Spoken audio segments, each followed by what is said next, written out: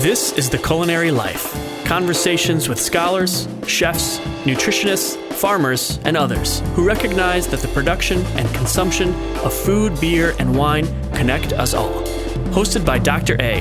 Werner Absinger, Director of the Secchia Institute for Culinary Education at Grand Rapids Community College. I'm here with Sarah Pepper today. Sarah, thank you so much for joining us today. It's my pleasure to be here. And Sarah is here because she's a student at SAIS, but she also has a unique role. She is the student representative at SAIS's advisory board. So the advisory board is made up of industry professionals, and we seek their advice and seek their input on what it is our students are learning. When they come out, we try to get feedback of what are our students really good at, what do we need some extra work on, and things like that. So really we try to get the feedback from the advisory board of what are we really doing, what are we really good at, what extra skills do we need to be teaching for our students to be successful. And Sarah serves as a student on the advisory board, but what really is your role on the advisory board, Sarah? I would say my main role is to observe, to listen, and to give feedback when either the SAIS faculty or the other members of the board are asking for input from a student's perspective. Yeah, and so can you give us a couple of examples? Like, obviously there's going to be board meetings, or there's board meetings, right? Yes. And then they go up or they say, hey, Sarah, do you have any input for that? Can you give us a specific example on what you've done in that role lately? Absolutely. One of the conversations that was going on last fall had to do with student retention and marketing to get students to come to our school, or really any culinary school in the industry.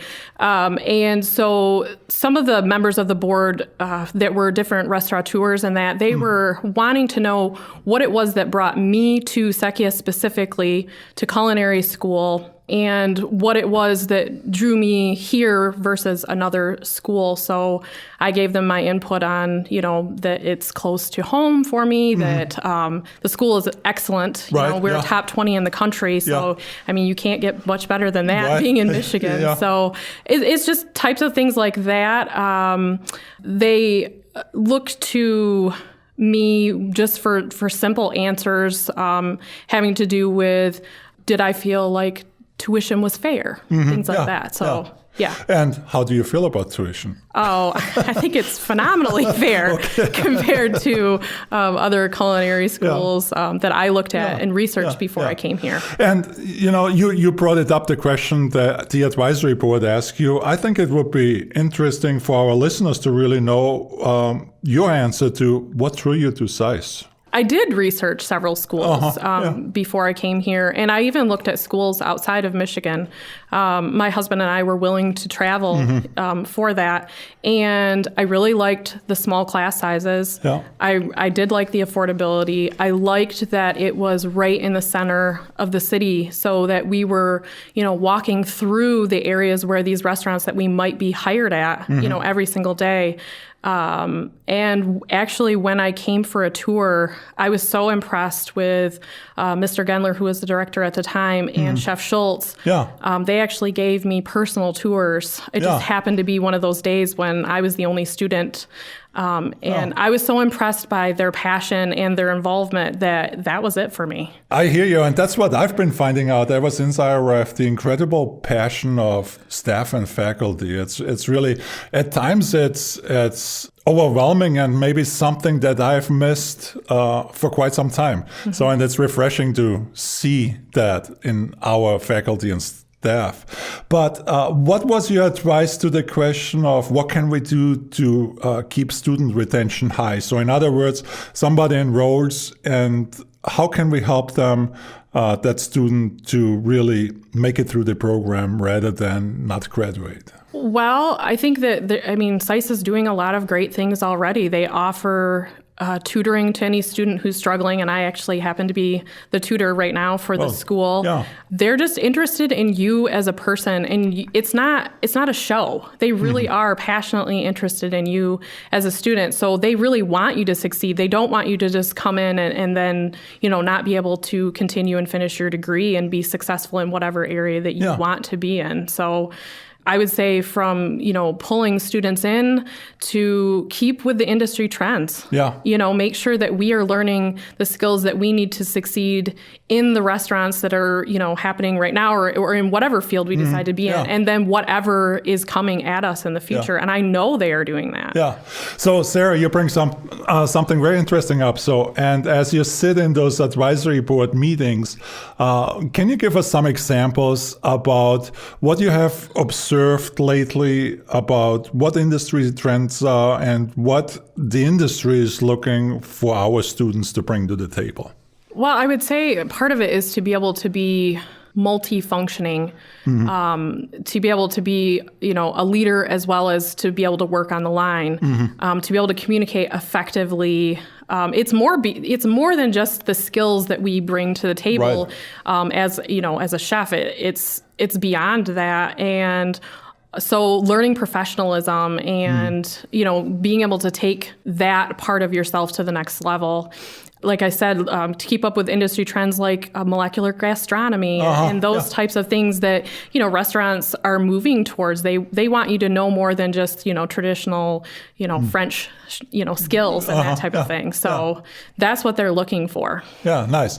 And so before we started recording this episode, we had a brief conversation, and you mentioned that recently you switched your focus in culinary education, so from culinary education to hospitality management. So can you tell us a little more about why you made the switch and why you stayed at SAIS to make that switch? Absolutely. So when I took my original tour, I remember Mr. Gendler saying, as he walked me through the restaurant, through the front of the house, he said, I think it was 20% of students, once they are in the front of house class, switch from the culinary track to the front of house. And I thought, oh, please, well, that's not going to be me. I want to be a chef. What?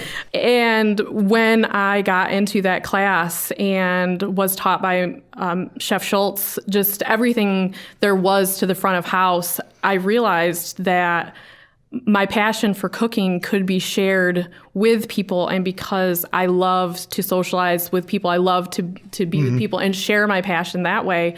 I realized that was the fit for me. Right. And then I was in Chef Campbell's class for international food production, and it really solidified for me that I was meant to be out there with people.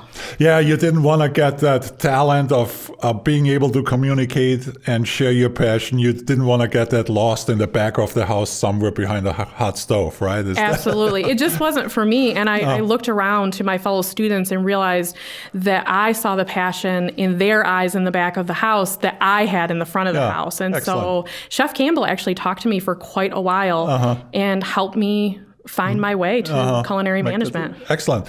So obviously there's other excellent institutions in Grand Rapids or around Grand Rapids who offer hospitality degrees. So why did you decide to stick with SAIS's hospitality degree or hospitality management degree? It just seemed logical to continue with these instructors who have spent so much time, shaping me for my future, to stay with them because they knew me and they knew the path that I should be on. And I love that GRCC has a program where if you want to finish your associate's degree and then continue on to a bachelor's degree, they have that 3+1 program. Right. So it makes it really affordable, and you get to make a seamless transition from an associate's to a bachelor's degree. So I'm thrilled that you brought that up, because not a lot of people in the community are aware of that we have this articulation or agreement between Grand Valley State University or Ferris. Can you speak a little more about the 3+1 program you mentioned, which we have with Ferris, and how that transition might work seamlessly? Well, I know that some of my fellow students are already in the program. Once they get towards the end of their degree here at Sequia, they are able to start taking classes already in the Ferris program. And because Ferris accepts our credits, you know, it's just you don't even have to leave the building, and because that's the cool thing. the Ferris classes are right in our ATC building here on campus. So, I mean, you couldn't be more seamless than that. You don't, you don't even really, I would say, notice that you have gone from one program to another until, you're no longer in your culinary classes. Right. And there are faculty who, at least until last year, I'm sure there still are, who advise students in Sequia who will be transitioning to Ferris that are actually Sequia faculty. So I think that's it's great because they know us, they know our unique needs. So, and when we talk 3+1, what does that really mean? It means that you get 3 years of your degree at the community college price, and you just pay your one year at the 4-year price. And I mean, it's an incredible deal, if you want to call it that. I hear you. And so as you switched from the culinary track to the hospitality management track, what classes do you find most interesting, and how are we furthering your growth as a future manager? Can you speak to that a little bit too? Sure. Well, next semester I have a class in hospitality marketing, and I think that class is going to be so good for me as a future manager or a future restaurant owner, because we do need to know how to market uniquely in the hospitality industry. That marketing is not just marketing, right? So I like that we have a class that is going to teach us that. There's an entrepreneurship in hospitality. So, we're going to learn how to open our own business and succeed. And I feel like those types of hands-on classes, I don't know, if other schools have that, but I feel really blessed that we do. Yeah. So, and what would you say to the advisory board if they came back with questions about what additional skills or what skills are you learning that we don't know about necessarily? So what skills are you picking up in school while you're here that the industry might not necessarily know about yet? Well, I would say, the marketing part of things, the fact that I will leave school and be able to run a business's social media, for example. Yeah. I think that's a really good skill because, sure, we're all on Facebook and Twitter and Instagram and that, but to be able to use those products from the background, for example, in my management and leadership class that I'm taking right now, we're learning how to run Open Table from the background. Yeah. And I think that is an amazing skill to be able to go out into the real world with. Yeah.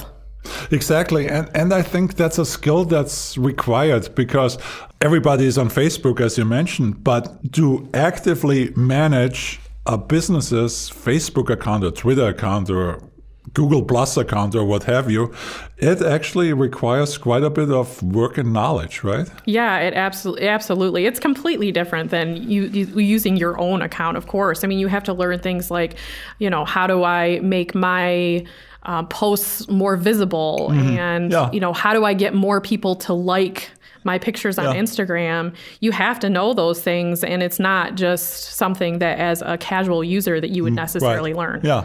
And then to switch topic here really quick a little bit, what can you tell us about community, like what you discovered about the SAIS community of students and faculty, about Grand Rapids, the community, and the food community at large? What is your take on that? How can we actively engage in creating community?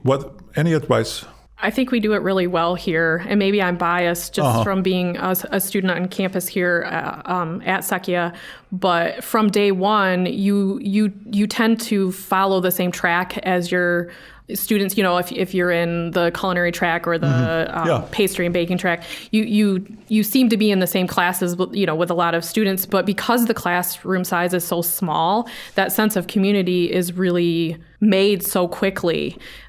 So I think that here we do an excellent job of it. And in the Grand Rapids community, there are things like this board that I'm on where there are all of these business owners who come together for the common good. I mean, when I sat in that first meeting, I was so impressed. I thought, here are these men and women who are essentially in competition with each other, if you think about it, but yet they all want the hospitality industry to be so successful in Grand Rapids, so they come together to figure out ways to make it better and to help us be better students and help Sequia be a better school. Yeah, and that's an incredible message to send to a student, right? Yes. So it's about competition, but essentially, and I always felt like the hospitality industry or chefs as a whole, even though they were competing with each other, they were always very kind people for most kinds. So they were always willing to share their knowledge, always there to help other chefs, always there to help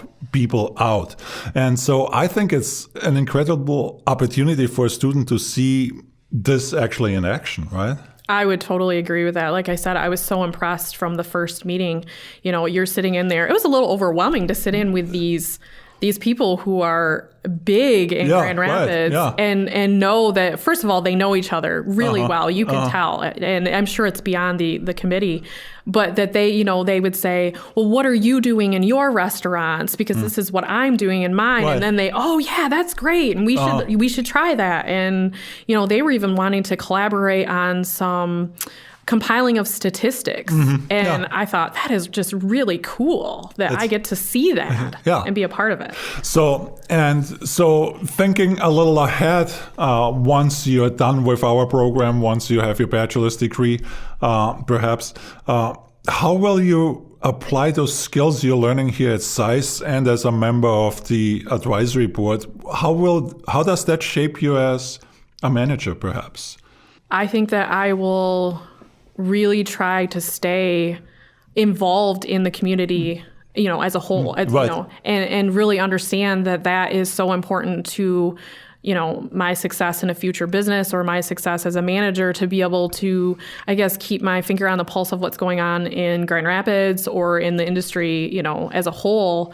We are taught that every day in our classes, that, you have to see the bigger picture and that to be able to network with people and that type of thing, that it's just a good thing to do. You take advantage of those resources. Right. And then aside being a member of this advisory board, have you given it any other thought? I talked about chefs helping in the community and things. Have you given it any other thought about how students, how once you graduate, how you can contribute to community? Is there any other ways you perhaps could contribute to community besides just being on this advisory board? I think there are a lot of volunteer opportunities, to give back to the community. I actually worked at Gilda's Club in Grand Rapids here as a volunteer in their kitchen for 6 months. And, it doesn't have to be a long-term commitment, but I think for us to put ourselves out there in the community in those ways, whether it's one day or a long-term type of a volunteering opportunity, that is something that I absolutely want to do. I think volunteerism is really important. And, we can work with kids in schools or whatever it would be, but I think that's definitely a way to give back and to find those boards to be on. Right. Yeah. That's all great. And what else is going on? What else do you have planned? I definitely want to finish my degree here at Sequia. I would love to see some sort of, I don't want to say required volunteering because that sounds so terrible to say, but I would love to see a class in volunteerism or activities in each class that we take having to do with that, because I think that it really does build your sense of the importance of community and, getting out there and seeing what it is that we can do to help each other. It's just something that I was taught from when I was very small. Yeah. And there are definitely some classes that I've taken. This class that I'm in this semester, if we had a larger class, that we would do a volunteer activity having to do with etiquette and teaching and that kind of thing. But I think that we have such we have such a presence that we could easily take our skills that we're learning and assist others in a variety of fashions. Could you give us a specific example what shape or form that volunteerism, that required volunteerism might take? Sure. I mean, I guess I always look back to my time at Gilda's Club, for example. Yeah. And depending on the night that I was there, we would serve anywhere from 30 to 80 people who were there for different classes or support groups and that type of thing. And I would love to see that just once a semester, we would be responsible for just one of those really large meals, and to kind of show the people that are there that, we want them to heal, and we want, that type of thing. And I think that it would also show students that there are plenty of other directions that you can go in just besides being a chef at a restaurant, that you could, work for a nonprofit or, work with people who have, cancer or other types of illness or elderly or that type of thing. So I think it would be really neat to partner with organizations like that, or retirement homes or that type of thing, and to be able to interact with different populations. And what a great way to use your skills, right? Yes, absolutely. And I think it's a chef's responsibility to be a good steward of the resources we have and our environment anyway, because we take so much out of the environment with food production and things like that. So Sarah, what advice would you give, or do you have for an incoming student, whether that be a culinary student, a hospitality management student? Do you have any words of wisdom for an incoming student? Be open to the possibility of change. I came in here and I was really sure I wanted to be a chef. This is my second career. So, I thought about it for a long time, and I was really sure that's what I wanted to do and be. But I didn't give up after I realized that that was not where my heart was being led to. And I think also just take advantage of every opportunity that you have or you are given. If a chef says, hey, we need 6 people this weekend because we're having students come in from high schools for a competition, do that. Take every opportunity because you just have no idea what it's going to bring to you. And I've done a couple of those, and it has opened my mind up to so many other possibilities. And it's networking. I mean, you have to take advantage of that, So I would say that. And if you are struggling at all, that there is nothing wrong with asking for help, because we all have those areas that we need help in. And the school is so willing to help you succeed. In what shapes or forms does that help come? Can you elaborate on that a little bit? Like, you are tutoring in the computer department, right? I tutor in the lab. Yeah. Yes. And that's for every class that I've taken so far. So I'm about 4 classes from being done. So it's pretty much every class that's offered. I tutor mostly in math, sanitation and safety, and then in the food science class, because that tends to be, especially math, that seems to be a struggle for a lot of people. But beyond that, the chefs, when they say they're willing to stay or come in early to help you with your skills, they are serious. We had students in one of my classes, they would get there 2 hours before class started, and the chefs, they'll sit there with you and say, a little bit, different of this or that, especially when it has to do with cuts or, if you're struggling on how to debone a chicken or whatever it is. Our resources are very strong. And of course, if you want to use the tutoring that the college as a whole has with other, like English or that type of thing, they have a great tutoring department here. Yeah. Sarah, thank you so much for being here. It was a great pleasure to talk with you today. Thank you for enlightening us about your role at the advisory board and giving our listeners a better idea of what it's like to be a SAIS student. Thank you for having me. Yeah, thank you so much.